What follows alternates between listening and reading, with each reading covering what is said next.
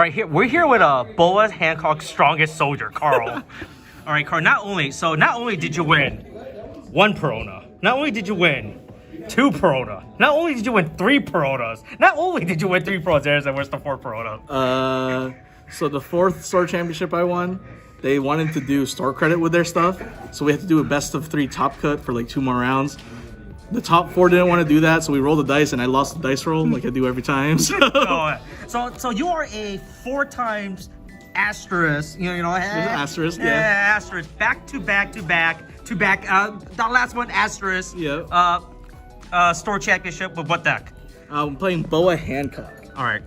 So what was the decision, Boa in? So we're at the final. We're literally at the end of OP07 meta, right? You know. So what was the decision on Boa?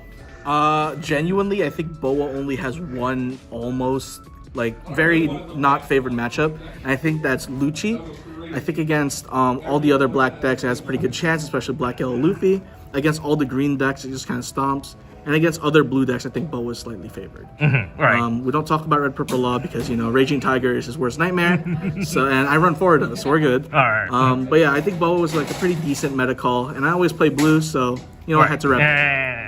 Yeah, look. It's just Doffy with a new skin. Yeah, it's Doffy with a new skin. It's Doffy but with more cards in hand most of the time. Yeah. Well, technically, in the case of Boa, it's less skin. Yeah. Yeah, good. True. Yeah. All right. Let's take a look at this deck. Yeah, so starting off, one of the best cards in the deck is going to be the 4 Sengoku. Yeah. This is just one of the better cards for consistency reasons. It's good to bottom deck with your own Boa to keep card economy well, and it just helps you get all your pieces that you really need to see against some decks that you're not favored against. So we're going for one of the best cards, one of the worst cards. I'm playing the 3-cost blocker Dofi as well. This card is awful early game. I think you never want to use 3 Dawn to actually play this out in the early game, even if your hand is like really bad. Like this is completely last case because against black it gets auto removed by Lucci. Against almost every other deck it gets pretty much auto removed. So like Law it gets removed pretty easily and such. The only reason I would ever play this is late game if I need a blocker, or early game I don't want to swing into something like Enel and I want to bait them into using a Gidatsu on this. That's the only times because you don't want to swing into Enel too early most of the time. We're also playing the 4 Gecko Morias for card recursion, and obviously we're playing the 4 Jinbei, one of the best cards in the deck. Man, this card's crack. This card is insane. Against the black matchup, they can't remove both of the bodies on curve. You're playing Jinbei on curve. They can remove at most 1.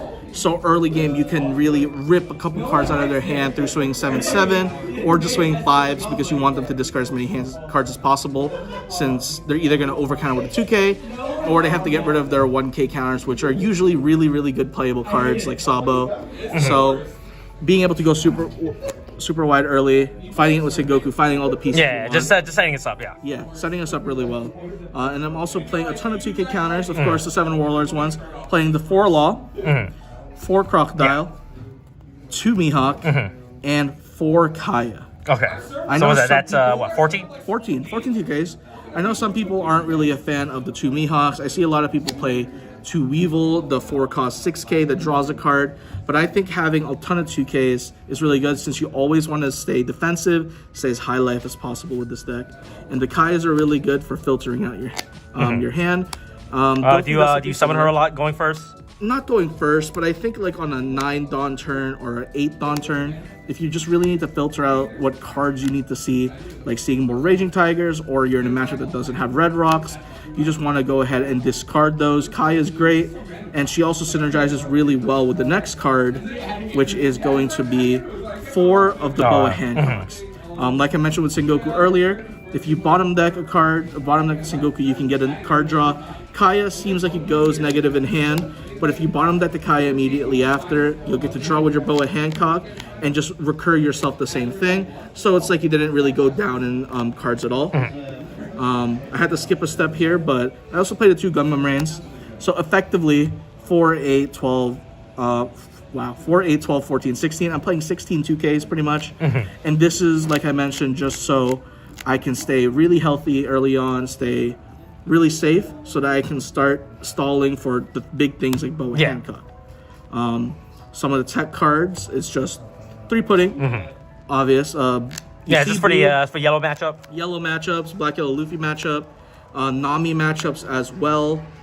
I don't really play it against black decks all that often because most of the time they counter out early and have like little to no cards in hand from your early swings, or if they have way too many cards in their hand, you just have better things to do with Fordon. I feel like you have to either prep your board for incoming Morias and such, so there doesn't really feel like a great time to drop the pudding.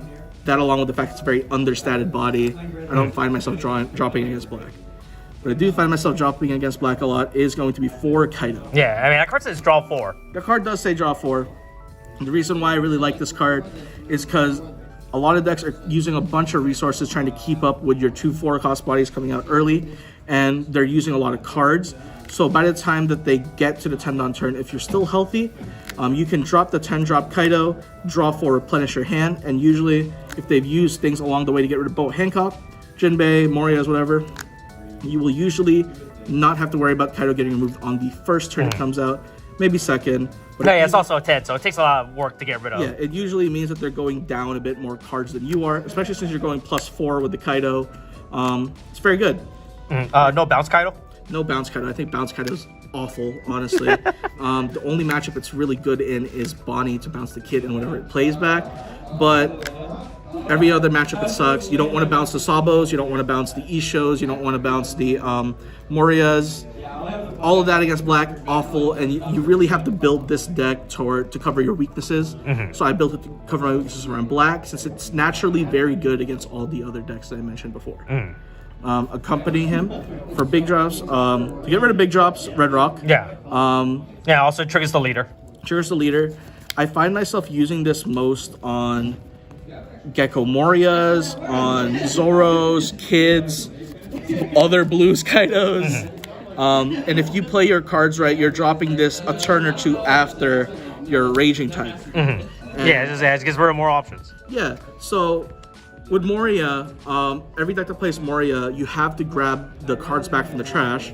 And if you're managing your board correctly, usually your Raging Tiger will hit the targets that they want to bring back with the Moria. So more often than not, after Raging Tiger, Moria doesn't always have the best bodies to bring out. And if they don't, you're looking in a pretty good spot. You can Red Rock the Moria, play the Jinbei, play a blocker, or just swing 9 to try and pressure them more.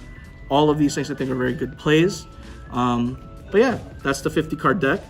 Of course, peep the 10 Boadons. They give more power than usual to Boa specifically. But it's just a very defensive, you have to sequence a lot of things correctly, a very clean Boa deck. I think I'm going to be playing this going into next format as well. Yeah, so how do you feel about this deck going to next format, what's coming out? Super small changes. I think we're going to cut out some 2Ks, probably these 2, just to fit in for Jozu. Oh, yeah. And I think Jozu is going to make this deck feel a lot better on the tempo, be able to bounce a lot more stuff that really matters. I think this is still a very strong pick going into next format, and I hope to see a lot more people playing it as we move forward. So what do you think about this compared to Dofi going? Do you think this deck is playable versus Dofi, or at least until Dofi gets the starter deck structure? Starter deck, yeah. So me personally, I'm going to be playing Boa moving into set 8, like I said, and up until we get the Dofi deck. I think it's the best blue deck going into the format. Marco is very untested, but I find it kind of hard to call that a blue deck, really. Yeah. It doesn't function like any of the other blue decks, but yeah, I think as long as it's piloted by a good pilot, this deck can beat a lot of decks, can take them into the long game and out-resources them very well. All right. Any final words? Someone hook me up with a 4th pre-release Croc, please. Oh man, is you only have 3? Man, only have 3. Man, you're a phony. Well, this guy's a phony. It's 3 pre-releases to match the 3 Peronas. Oh, all right, okay. Lore, is that lore reason? No, Oh, I man, just can't find the 4th Croc. And it's All right. too expensive on TCG. No, So. all right, cool. All right, thanks for the deck. All right, Kate, thanks. Bye. Bye.